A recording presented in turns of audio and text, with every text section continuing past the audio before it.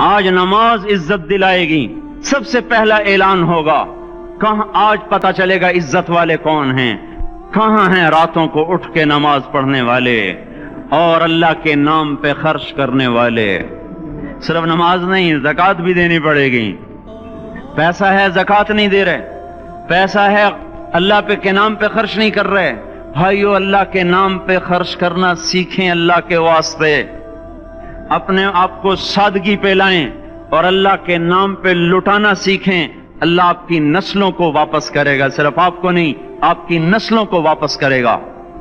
آپ اللہ کو قرضہ دے رہے ہیں، کسی ایسے ایرے غیر کو قرضہ نہیں دے رہے.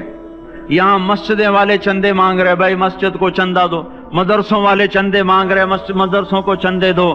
یہ تو مسلمان کی غیرت کے خلاف ہے کہ اللہ کے گھر میں مسجد کے لیے چندہ مانگا جائے. اور کہیں صندوقچیاں پھرا رہے، کہیں وہ جھولیاں. ایسی مجھے شرم آتی ہے. یہ کرنے والوں پر بھی میں کیا کہوں، ان کی عقلوں پہ بھی پردہ ہے کہ اللہ کے گھر میں مخلوق کے سامنے جھولی پھیلاتے ہیں. اور پھر ان مسلمانوں کی آنکھوں پر بھی پردہ ہے کہ ان کو غیرت نہیں آتی کہ مسجد کے لیے جھولی پھیلائی جا رہی ہو اور یہ گھروں میں اچھا خاصا کھاتے پیتے ہوں اور مسجد کے لیے جھولی پھیلائی جائے اور مسجد کے لیے صندوق رکھے جائیں اور ہر نماز کے بعد مدرسے کے لیے لوگ چندہ مانگ رہے ہوں. یہ ایمانی اور غیرت کے خلاف، مسلمان کی سخاوت کے خلاف ہے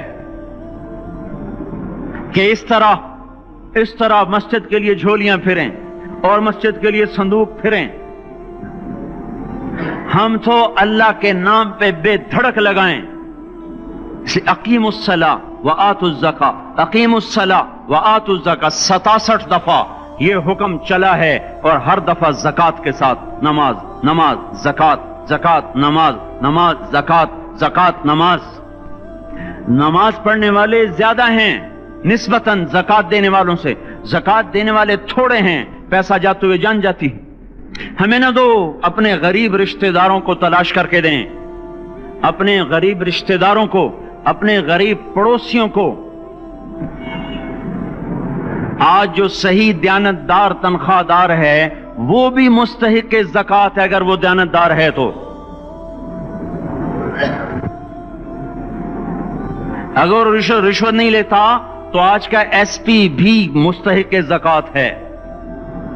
میرا ایک دوست ایس پی کہنے لگا میں زکوٰۃ کا مستحق ہوں،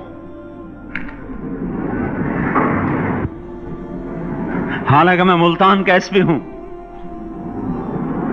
کہ 15 دن میرے گھر میں کبھی سالن پکتا ہے، کبھی نہیں پکتا.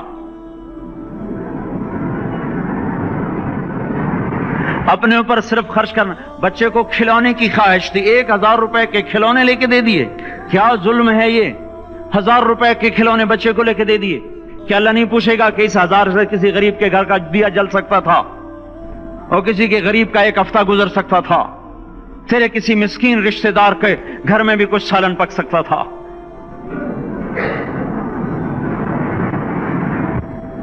رزق دیا تو اس کا ہوش نہیں کہ اس کا حق ادا کریں. جان دی تو اس کا ہوش نہیں کہ اس کا حق ادا کریں. سجدہ جان کا حق ہے اور زکوٰۃ اور صدقات یہ مال کا حق ہے. میں کب اپنے لیے مانگ رہا ہوں؟ میں کہہ رہا ہوں اللہ اپنے غریب رشتہ داروں کو دیں، ان کو تلاش کریں اللہ کے واسطے. اپنی بیویوں سے پوچھو سونے کی زکوٰۃ دی ہے؟ دے ورنہ تو خود پکڑی جائے گی. تیرا زیور تیرے لیے گنجا سانپ بن کے تیری زبان کو ڈسے گا. ان کا میں نے تو بچیوں کے لیے سنبھال کے رکھا ہے. اس کی زکوٰۃ دو پھر ٹھیک ہے، ورنہ اسم کو توڑ کے اس کی زکوٰۃ دو، نہیں تو یہ مال پکڑوا دے گا قیامت کے دن. نماز نہیں چھڑا سکتی اگر زکوٰۃ نہیں دی، اور زکوٰۃ نہیں چھڑا سکتی اگر نماز نہیں پڑھی. مسجد بنا دی 50 لاکھ میں، اگر خود نمازی نہیں تو یہ مسجد بنانا اسے جہنم سے نہیں بچا سکتا. میرے بھائیوں، اپنی جان کا بھی صحیح استعمال کریں اور اپنے مال کا بھی صحیح استعمال کریں.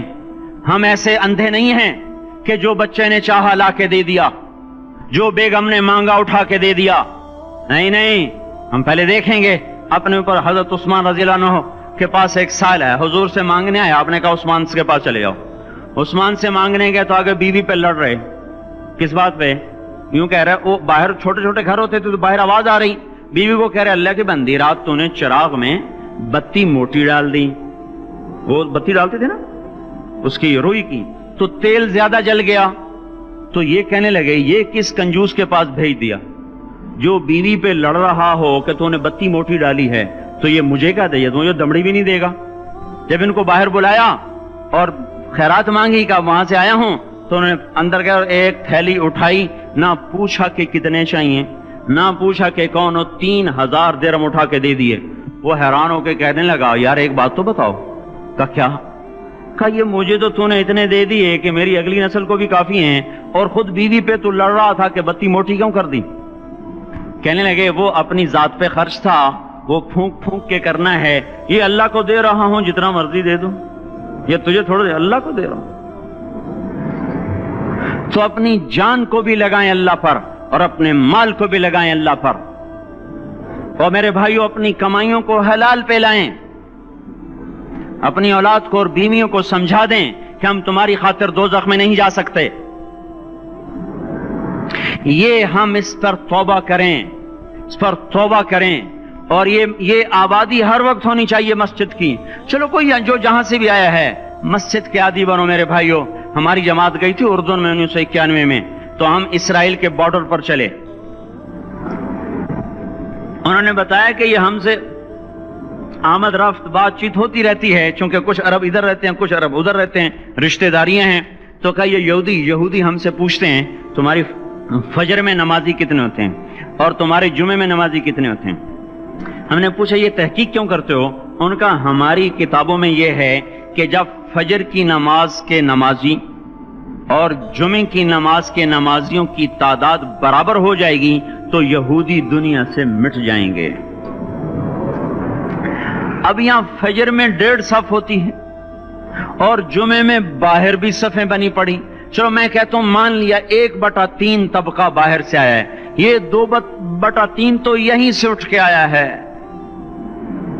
ये क्यों नहीं हर नमाज में आता? मेरे भाइयों अपने हाल पे रहम करें, अल्लाह के वास्ते मेरी पुकार को सुने। मैं आपको कोई फलसफा नहीं समझा रहा। मेरा रोजाना हर जुमे जब आता हूं मैं यही मजमून बयान करता हूं। मैं रोजाना आपको नया बयान सुना सकता हूं। 360 दिन हैं, मैं अल्लाह के फजल से आपको रोजाना नया 360 दिन में आपको 360 नए बयान सुना सकता हूं। मैं यहां बयान करने नहीं बैठता, अपना दुखड़ा मैं रोता हूं कि पूरी गुलिस्तान कॉलोनी जहन्नुम की तरफ जाए और मैं इनका पड़ोसी हूं और मैं इन्हें जहन्नुम में जाता देखूं और मेरी हाय ना निकले तो मैं डूब के मर जाऊं। जलता कुत्ता हम नहीं देख सकते और उस हमारी आंसू निकल पड़े। चूहे को हम जलता नहीं देख सकते और मैं इतनी शक्लों को जहन्नुम में जाता देखूं। जिसने फजर आज नहीं पढ़ी उसने अपुर जहन्नुम को वाजिब कर लिया। जो अब आइंदा असर नहीं पड़ेगा उस पर जहन्नुम वाजिब हो गई।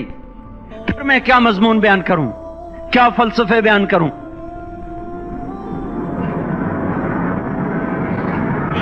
इसलिए मेरे भाइयों अपनी जात पे रहम करें, अपने बच्चों पे रहम करें, अपने घर वालों पे रहम करें। मस्जिद की दौड़ लगाएं, अपने माल को अल्लाह के नाम पे खर्च फरमाएं ताकि यहां भी जहान बने और वो भी जहान बने। क्या जिंदगी है, चलते चलते सांस निकल जाता है, फिर यूं मिट जाते हैं जैसे दुनिया में कभी आए न थे। पोते पूछते हैं अब्बा दादा की कब्र कहां है? अब्बा कहते हैं बेटा यहीं कहीं मिल गई, पता नहीं कहां है। अरे आज तो अगली नस्ल दादे की कब्र नहीं देख सकती। हम इस दुनिया की खातिर अल्लाह के बागी हो जाएं।